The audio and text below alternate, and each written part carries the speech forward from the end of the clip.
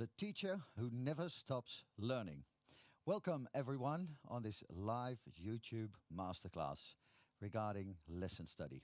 My name is Hajo van der Kamp. I'm a teacher at Landstede College for Tourism and Leisure Studies. I'm also here in the role of a supervisor of lesson study cyclic and also as a member of Tourism Education of the Future, which is a project like you see the logo behind me. Hi, I'm Tom Schuring. I'm also a supervisor from Lesson Study, and I'm here to join Hajo to take you on a journey of Lesson Study. And with us is Karen. And Karen is our moderator for this masterclass. Thank you. Yes. Hi. During the next 45 minutes or 60 minutes, we are going to take you on a journey through lesson study. And during this 45 minutes, it's also possible to ask your questions in the live chat on YouTube. And Karen has a lot of experience with lesson study as well, so she might be able to filter what questions need to be asked straight away or that we come up later because we are going along the steps of lesson study. Tom. Yeah, during this masterclass, we want to inspire you and take you on a journey of with our experience in lesson study.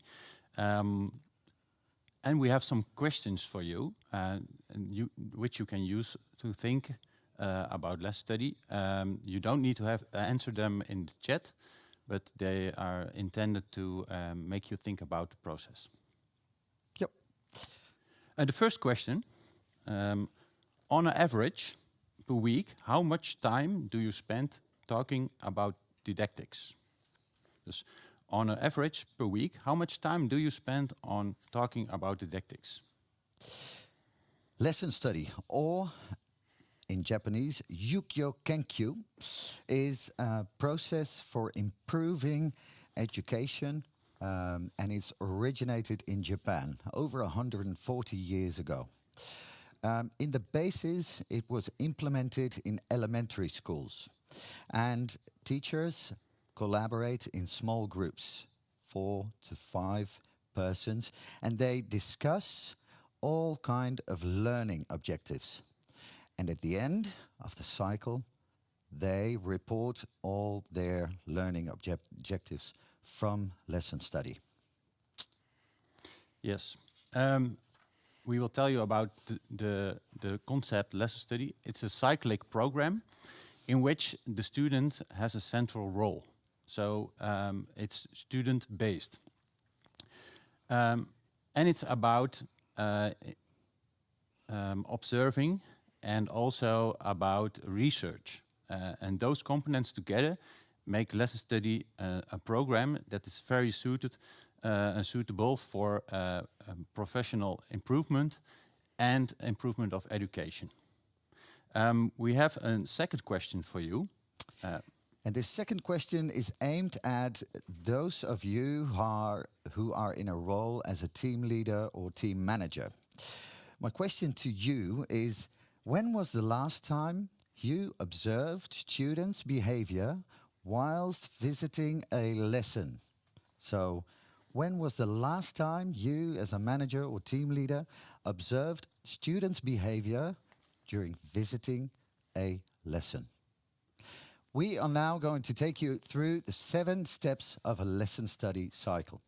The first step, Tom? Yes, I will take you through the first step. There's the cameraman. The first step in lesson study is about creating a community, about building a team and making agreements about how to work together. It's about getting a goal in which you want to investigate, in which you want to research. A lesson study team is started with 4 or 5 professionals who work together. And in the first phase of the lesson study, it's important to get each other to know each other and try to get a goal in which I'm looking for the right words. You have to get a goal in which you want to investigate. Yeah. You want to do research, and this research takes time. So to facilitate this team of lesson study members, it's very important, and that's our experience as well during the pilots that we have done, that each member of the lesson study team has a minimum of 2 hours a week for a period of 10 weeks to work together on the lesson study program.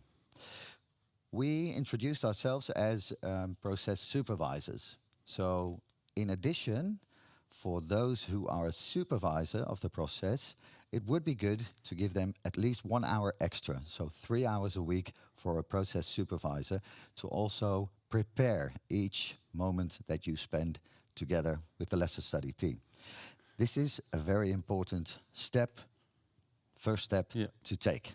And what's even interesting is that when we start a lesson study, the teachers are also students. So they start their own learning process.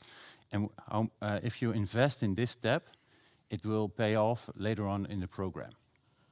So when you have the first step, the agreements, your goals, which one you want to investigate, you make a step towards step number 2.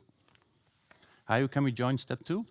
Or do we have something else to do first? Well, as a part of step 2 is that it's getting from step 1 to step 2 is to get the topic. So what topic do you want to do research on? And if you're a new group of lesson study members who have never gone through this cyclic approach, it's good to organize a proper brainstorm to find topics that you think are interesting to do research on.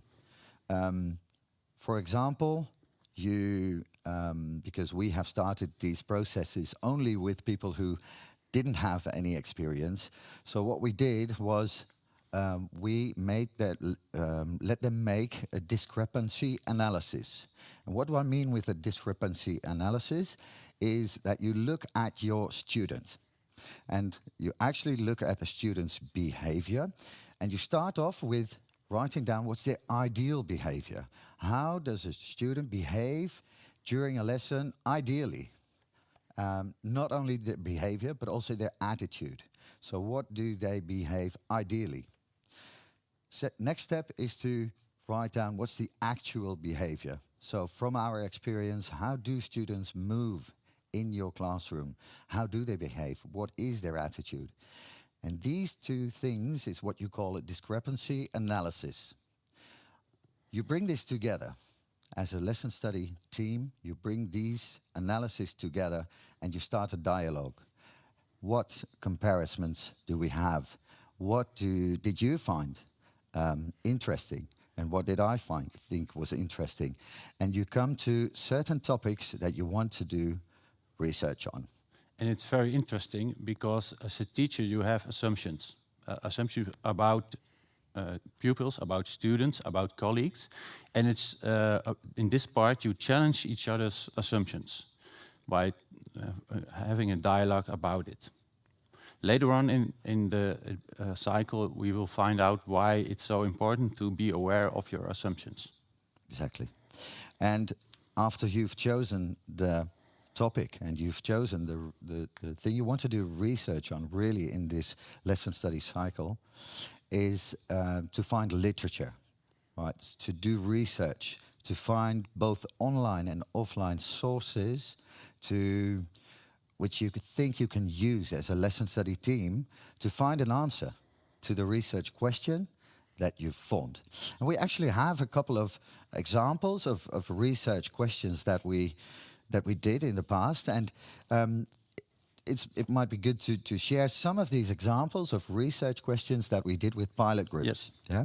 One of those questions was, what 3 didactical principles have a positive effect on students' motivation until the end of a lesson? All right, so once again, what 3 didactical principles have a positive effect on students' motivation until the end of a lesson? This is an example of a pilot group that we got to supervise. Another example of another group is which 3 didactical working methods or interventions will help students to gain the correct knowledge regarding laws on childcare. And you might think, childcare? A lot of you work in tourism education, for example. What do I have to do with childcare? Well, maybe you can look at it in another way, because we have to do with laws in different kinds of labors. But in this case, and with this pilot group, we worked with a group of students who were in the childcare studies. So, and the laws about childcare, they were always like, oh, I don't like it, it's boring. So we found out during this process, thanks to this question, what didactical working methods had a positive effect on gaining knowledge regarding laws on childcare. Yes. So a couple of examples. Yeah. What's also interesting is the part where we work with a knowledgeable other and an expert in the program. The group of teachers sets a goal, finds information, uses theoretical and information out of lecture and books, but they also use a knowledgeable other. And a knowledgeable other is a person who's not part of the team, but comes from outside, from the how do you call it, Hayo? From outside the school, so outside the school, external. Yeah. And the knowledgeable other brings information in the group, what's not part of the group, and we use an expert in the cycle, and the expert knows a lot of information about the question or the goal who the teachers want to investigate. So it's a combination of teachers and of an expert and a knowledgeable other. And together they form the lesson study group during the different steps. Yep.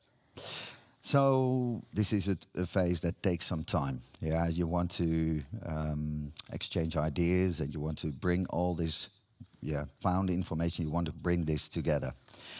Then we go to step 3 of the cycle. And step 3 of the cycle is a very important step as well. It's time to plan the actual lesson. So we've come up with a lot of information, literature that is going to help us plan a lesson, but also set up a lesson plan. And it's time to find a group, a date and a time, because then you as a group have something to work towards too. Yeah, you want to work towards that moment when you give that first lesson. And you might think, are you actually going to work on that for a couple of weeks? Yes, and that's what one of the most important and strongest things of lesson study is that you get a lot of time as a group to organize, to plan, to work out one single lesson. And this might be a lesson of 60 minutes or maybe 90 minutes, but even 60 minutes can be enough. This planning is very important. You collaborate, you have a dialogue on didactic working methods again. What does literature say will help and will give us insights regarding the research question, and what interventions can we do? And what is interesting is that the focus is on the students and not on the teacher. So it makes it a very safe method to work with for teachers. And in the group, you are designing the lesson, you are planning the lesson, and then you decide which person, which colleague is preparing the lesson and giving the lesson to the students. There is also a role for the other colleagues. Maybe you can tell something about it. Yeah, because like Tom said, your objective is the student and the student's behavior. So as a part of preparing the lesson, you are going to in-depth think of what students are going to react at every single stage of the lesson. So with each intervention, what do you think students will react? How do you think they will react to that intervention or to that working method? And you're not doing it only towards one type of student. No, you're actually going to divide your student group in 3 different groups. We have a type B, which is the average student, average in behavior. We have a student type A, who is overperforming normally, and you think of how will he react to each step. And we have the student C, who is tending to underperform regarding interventions or working methods. These 3 types will all get their own observation form. So you create 3 different forms to be able to observe students in the way they behave during the lesson. Observing is a very important part of the lesson study cycle because you want to see and write down what's the behavior of the students. There is so each teacher has one student, student A, student B, and student C. He observes, and all the data will be gathered and will be analyzed in the next step. Besides observation, there's also interviews, because what you see in the behavior of the student, you want to be explicit about it by having an interview. So you ask them, I saw you do this, why did you do it? So you have the undertitling of their behavior. And that's also data what is used later on in the cycle. Exactly, yeah. We're actually going to move to step 4 of the cycle. Before we do that, I have a question. Yeah. A question to think about. And this question is, can you think of 3 reasons why you should inform the students about the planned research lesson? So, can you think of 3 reasons why you should inform the students about the planned research lesson? We're moving to step 4, and step 4 is actually the lesson itself. So we've done all the preparation, we've done everything possible to make sure that we collect as much data as possible. And we know that a lot of teachers around me as well always find it very exciting, or maybe a bit, it makes them a bit nervous to have colleagues in their classroom observing them. Well, this is the best thing about maybe lesson study. We are not observing you as a teacher. We're observing these students, which we've already typed. We've already made observation forms. Expected behavior is on our observation form. And we're just checking throughout that lesson whether our assumptions, how did we assume they would react to an intervention, whether they came out. Yeah? And also regarding non-verbal behavior, when you have an eyebrow going up, oh, I saw you do this. What happened there? Can you go back? During the interview, we go back to that moment. Do you remember that? What did that moment mean to you? All that data is gathered during this lesson. And from there on. Yeah, maybe you can give an example of a cycle we did with a team. There was a team of economics teachers, and they want to investigate how is it possible that students make a slow start with a lesson? Or why do they not engage in the lesson? So they made a lesson about politics, and they added some didactical principles, and they had a good story about it, and students were not connecting. So in the interviews, the teachers asked the student, why did you not connect? And what was surprising, that the students did not connect because they knew a few words used by the teachers. They didn't know the meaning of the words. They were difficult words. Why did students didn't engage? So in the following step, the teachers thought of a list with difficult words. So the students could tell if they didn't know a word, and they write it down. And then together they will look for the answer, what the difficult word means. And surprisingly, it made the students more active in the lesson, participating in having difficult words on the sheet, but also knowing the meaning of the difficult words. Therefore, they were more engaged in the lesson themselves. Tom, I get a question in the chat. Yes. And that's, I think, Let's move to the table. example for what you are saying now. But the question is, don't they feel, the students, don't they feel uncomfortable with all the feedback they get? Yeah, that's an interesting question. Yes and no. And I think you want to explain us why. At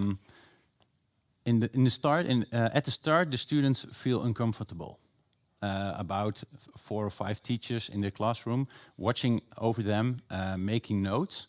But when you subtitle what you are doing and explain that as a group of teachers you are learning and investing time to make the education better, they start to participate.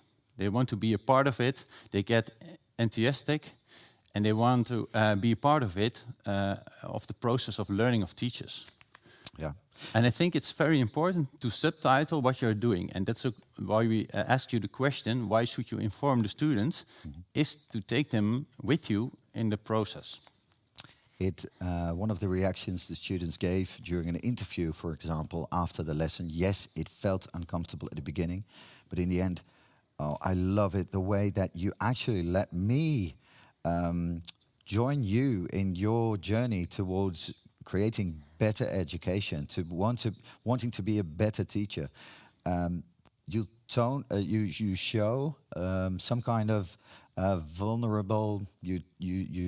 You're as a teacher, you're a bit vulnerable, and students love that because they feel vulnerable themselves many occasions as well. So the fact that you as a teacher set an example that you never stop learning is what they really appreciate. So I hope this answers the question. Okay, if you have more questions, please put them in the chat so we can answer the questions here. I think we were with an example and step 4. Yeah, step 4. So this lesson is given. We've gathered all the data, and all this data is like a big pile of information. So yeah, then what you do during step 5 is actually exchanging all this data. I have to, yeah. 1 minute, Hayo. Yeah. Because exchanging data is not the first thing we do. No. Because the teachers are very excited after step 4. And they have a lot of information and saw things happening in the group, and they want to share it. So first, before we go to the data, we let the teachers tell their stories and their experiences. And we check with the teacher who gave the lesson, how he experienced the lesson. And after that, then we start the step of collecting data. Yeah. It's like getting all the nervousness out before you actually get into depth. All this data is, it's all like information that you can start sharing, and you will acknowledge that a lot of assumptions you did regarding expected behavior with certain type of students that you said, that went totally different than I would expect this was going to happen. Big eye-openers that you've seen during the observation of students. These are shared. But not only these big eye-openers, also because you will get to assumptions that were correct, that you did find worked. This worked. Hey, this worked for student type A, but it didn't work for student type C, for example. And this might work the other way around as well. And from there on, after having that dialogue in depth of what you've observed and bringing all these data and these eye-openers together, then is the next step. Yeah. what I think is interesting of step 5 is normally you give your lessons and you are teaching, but the time you have to observe and to analyze what's happening is small. You have not a lot of time for it. And now, because you're working in a team, you have 10 eyes watching the classroom and the students in their learning process. And it helps a lot to have all the information and have a dialogue about it, because you understand, you start to understand the learning of the students. Why works this didactical principle? Why does this task activated or not? And it gives a lot of language about preparing and giving the right lesson. And lesson study is there to make your lessons better, but I think it's even more there to listen to the pupil's voice and what they need in that moment. Exactly.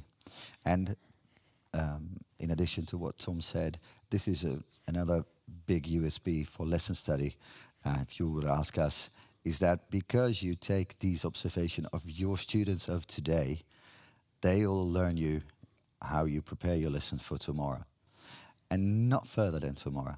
And what we tend to do in education is we grab something that worked for us for a couple of years, we take it and we do it again, and we start to think, why doesn't this work anymore? This used to work in the past. No, our student generations, they change. They follow each other quicker and quicker and quicker. So very important to keep up with all these generations, and that's one of the USBs of lesson study. Shall we move on Yep. towards step 6? Yeah, because actually what you want as a result of step 5 is you want to do this lesson all over again. Let's come. Karen, is there another question? No, Not yet? not yet. Okay. Please feel free to ask. We get paid for it. So So we've done all the analyzing of the data that we gathered during the first time that we actually did the research lesson. And we also came up with ideas. What changes do we need to make towards our lesson plan to even get a better lesson, to make sure that all the types of students get actually activated and get to that phase of learning? And this is what makes it very strong as well, because you are going to give that same lesson again. And it feels, in the first time, it feels a little bit of awkward. Why should I give a lesson for the second time in a short period? But it actually, it gives you a good example of what works. And if you fine-tune something or make different choices of didactical principles, you can immediately see the effect or the lack of effect. Exactly, yeah. And what's also good to tell here is that because some people ask when we start a process, they said, well, are we going to give this to the same group? And it's not written, right? It's not that you have to give this lesson to the same group again, but it's something you discuss as a lesson group team, because you might have reasons, you might have pros and cons to give the same lesson to the same group, but there will also be pros and cons to giving this same lesson to another group, which is not written, so it's something you discuss as a team and a choice that you make as a team as well regarding the group that you're going to give this same lesson again. I get a question from the chat. Did the changes help? The changes help. That's interesting. In all situations, and let's walk to the tables, and we will answer this question. Definitely did these changes help with every pilot group that we got to supervise. And it's not that all of our expectations or observation form that we recreated, that everything came out, but the lesson did improve. And a student type that wasn't activated during the first time we gave the lesson was activated in the second time we gave the lesson. So yes, the lesson was improved, and it's about a cyclic approach to it, because in the end of the day, you come to new researchable questions. You think, oh, this might be a topic to do a lesson study on, or we can do a lesson study on this topic, because we gathered so much data and so much topics that we also want to do research on, that it's something we wish every teacher might experience every single year as a part of your improving your professionalism. And what's even interesting about this question is that you set a goal in your lesson study, which every teacher agrees on, but the focus is broader than on the goal. The word bycatch is an interesting thing. I think I see in a few lesson study cycles which I guided, the bycatch was even bigger than the intended goal the teachers had.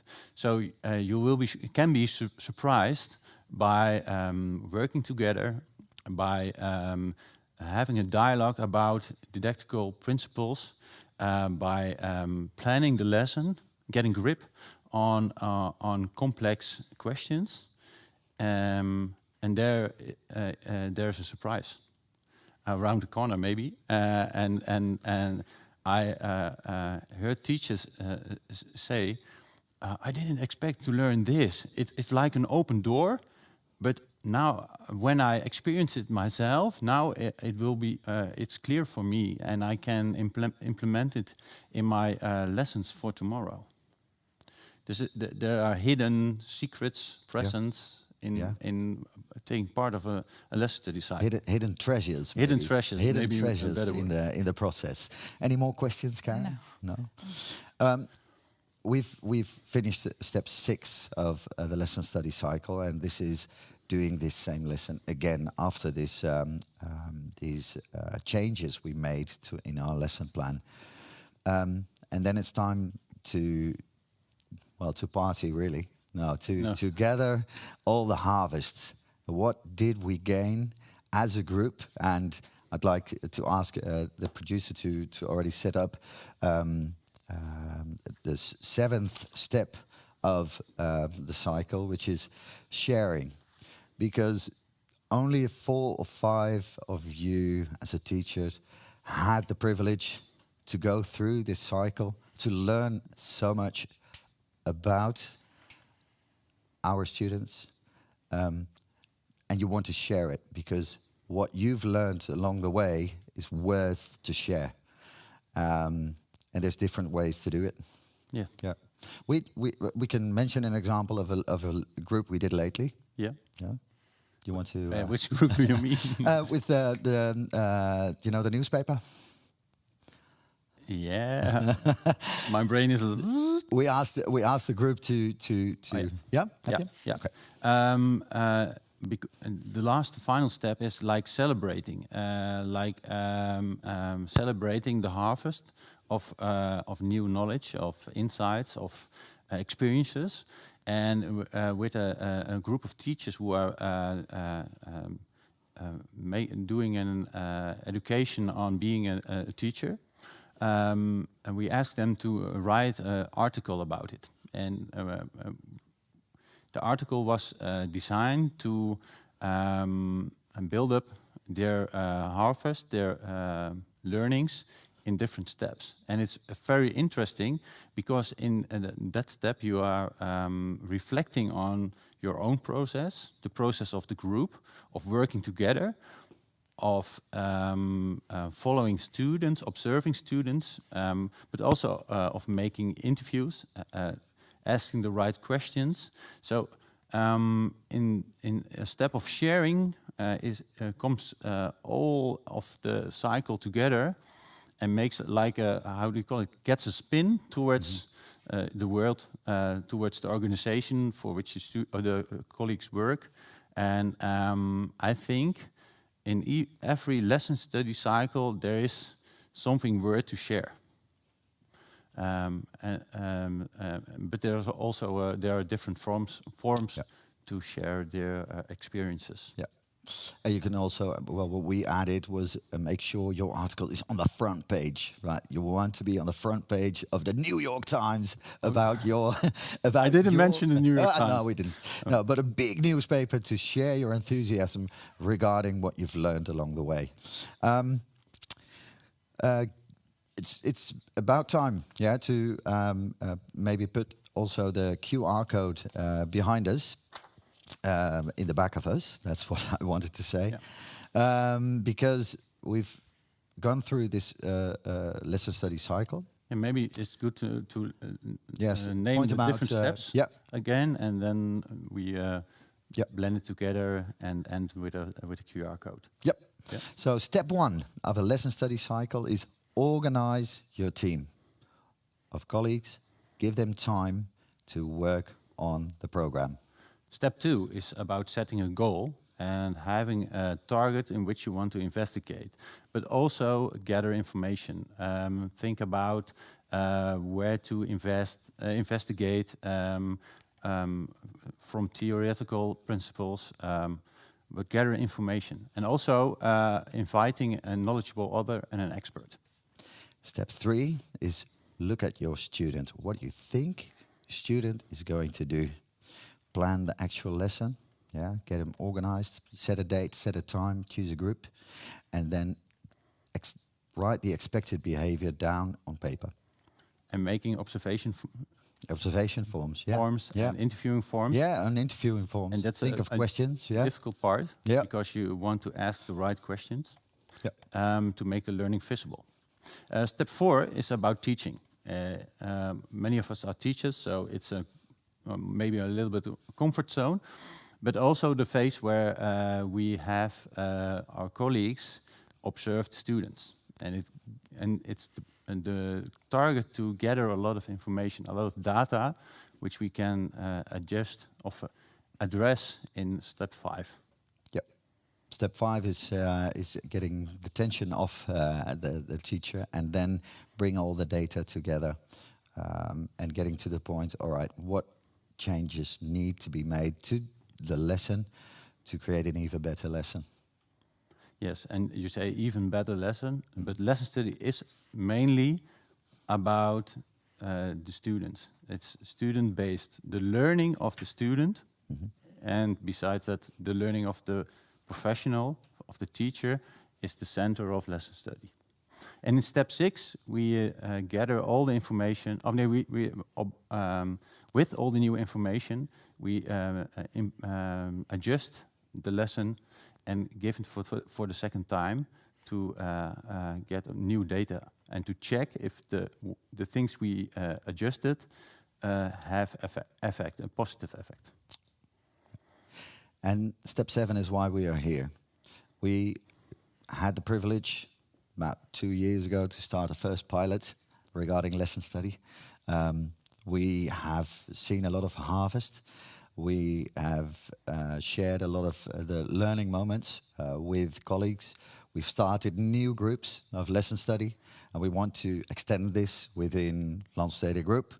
And we hope other colleagues who work in other vet schools throughout Europe or maybe throughout the world also give it a go, because that's the most important thing, is that if you want to keep developing and you want to keep up with generations of students that follow each other sooner every year, this is the way to keep up with how to provide good educational activities for your students. Yes, and it started with investing. It's not easy, but it's with the right supervision and the right energy. I think I can promise it will give you a lot of new insights, and it's also fun. Absolutely. Absolutely. So I'd like to ask the producers to add the QR code in the screen behind. So we can start also with collecting some feedback on one hand, but also what we'd like to know from you is whether you would like extra information regarding lesson study, because this is possible. We can send you information on, for example, a manual on how to start with a lesson study program. And if you would like some help with getting started, you can count on us, because we will be able to, willing to help you with putting that first step to making your education even more pretty than it already is. Yes. Yeah. And if you're from Hawaii, we intend to go to you. Yeah. Then we, Yeah. we travel to... Preferably towards Hawaii. Hawaii, or some exotic Some island. warm place. Yeah. It's warm in Portugal. I warm saw in in the Portugal, chat. We'll come Thank over. you for the invitation. Maybe good to mention that, like I said in the beginning, lesson study has its roots in elementary schools, yeah, and it was one of our questions. Well, why didn't we hear about it any time sooner? And in fact, late 90s, when the world turned smaller and it was easier to travel the world, also for children from Japan and America, and they set up all kinds of competitions. For example, mathematics competitions. And the worldwide competitions, they found out the first couple of years, they were always won by Japanese kids. And they thought, how come? What do they do in Japan that makes those kids be so good at mathematics? And that was when people in the world started realizing, we got to have a look at what happens there in Japan. And that's when they, for example, found out about lesson study.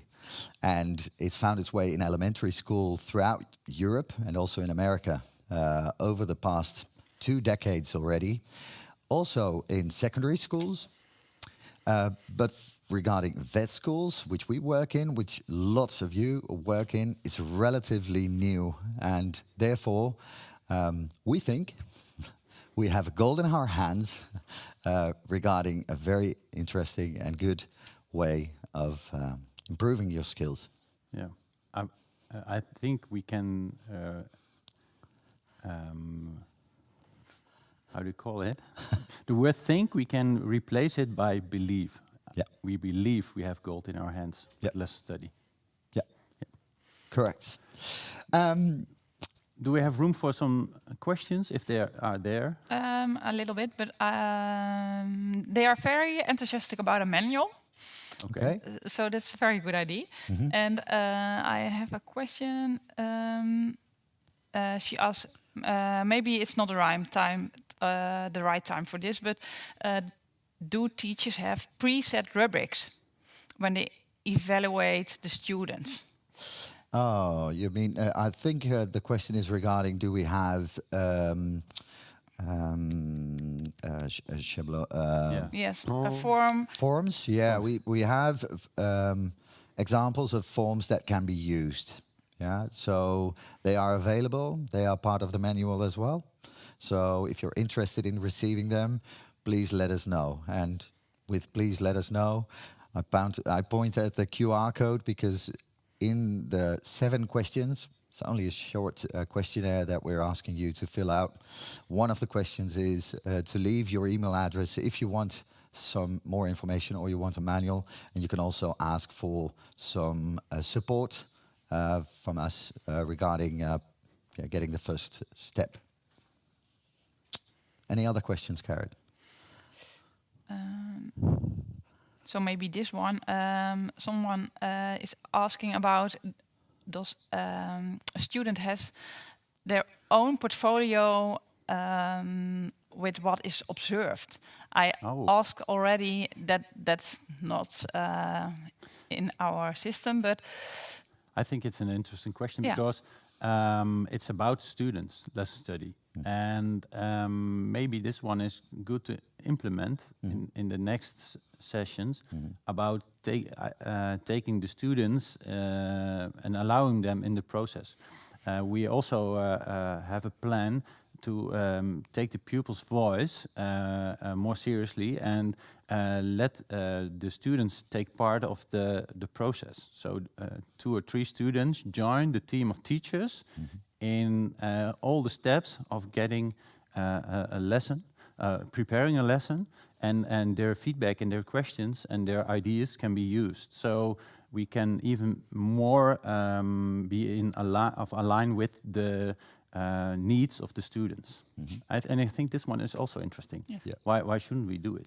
Yeah. Because it's like it's not a secret. No. It's about learning. And in fact, I couldn't be there during the WALS Congress because there's been a congress in Zwolle regarding lesson study. And one of the things you said after the congress was that some countries were experimenting already with students as well, yeah? In Japan, there's even an example of students having a lesson study for teachers. All right, so the other way around. The other way around. Okay, yeah. So, and that's the nice thing about lesson study. It's a cyclic program, but you can adjust and make focus on some parts of it, or maybe add a new phase in the program if you need it. It's not like written in stone. No. Yeah. There's a lot of room to experiment. Yeah, and which is what we do as well. I've just started with a lesson study group, and I'm not the supervisor, not only the supervisor, but actually part of the group as well, to just figure out how does that work if you are both supervisor and member of the team. So this will bring up new ideas as well regarding lesson study as a program. Before we finish this masterclass, one last look at you, Karen. Any other questions? No, not any. Okay. No. So after this, after we are going to say goodbye, the QR code, which is behind us now, is going to be on the screen for a couple of minutes. So you got enough time to send us your feedback. And there's a couple of people we would like to say a big thank you. Yes, to Karen for being our trust and asking the questions. We want to thank Aart Sander from the Landsteden Groep. He managed the studio, and we want to thank the students from the education to be a cameraman or audition, how do you now? Learning to do the audio in an take. And we want to thank even more people, I think. Yeah, of course, big thank you to EFET.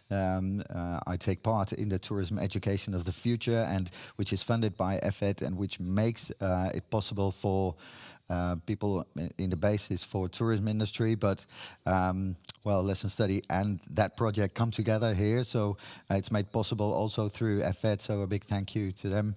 All the colleagues within the TEF project, many thanks towards the trust regarding this masterclass of today, and I hope we inspired you to take a first step with lesson study. And Tom, thank you for doing this together, and we'll keep learning. Yeah, I am learning. Thank you. All the best from Holland. Bye bye.